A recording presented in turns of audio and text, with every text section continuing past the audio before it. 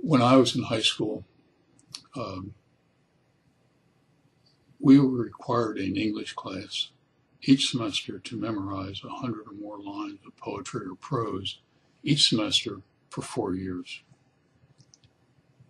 So you can imagine the amount of memory and memorization that took.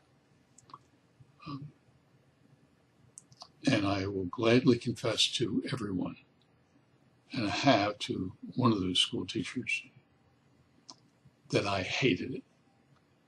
I hated that. Period. New paragraph. As an adult, a day does not go by that either I write about something that I had memorized for articles for my webpage, I bring it up in class that I'm teaching, or classes that I'm teaching, or I talk with my friends and family about something. A day does not go by that one or more, and often a handful of times, I will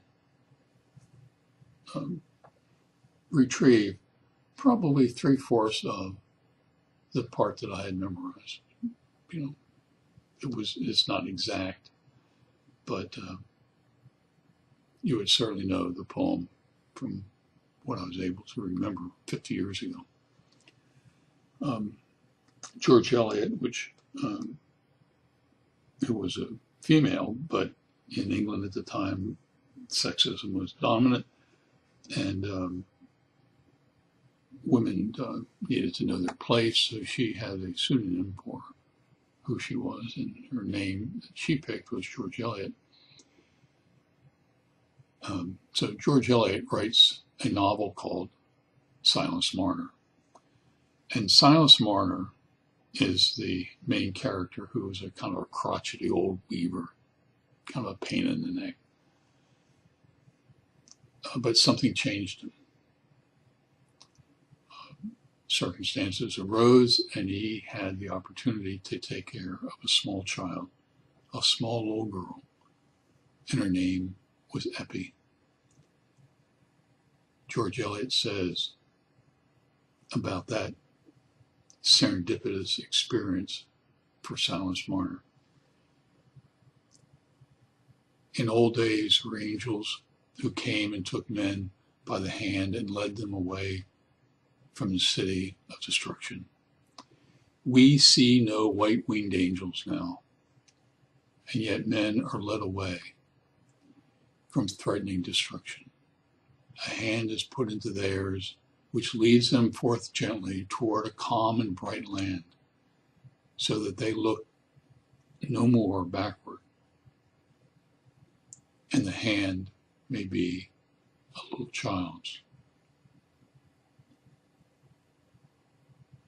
I've walked with my 3 children as they toddle up into childhood, and I've done the same with my 3 grandchildren.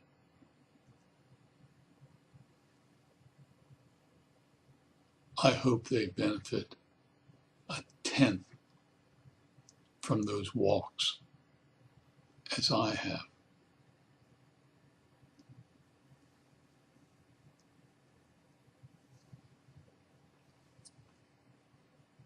And so this is about my experience of walking with my children and now my grandchildren. It tells a story about me. What it should be is a story about you, and you walking with little kids, especially those who are just starting to explore the world as they toddle along, and they reach up to you and trust you to help them in their walk in the beginning of the yellow brick road of their lives.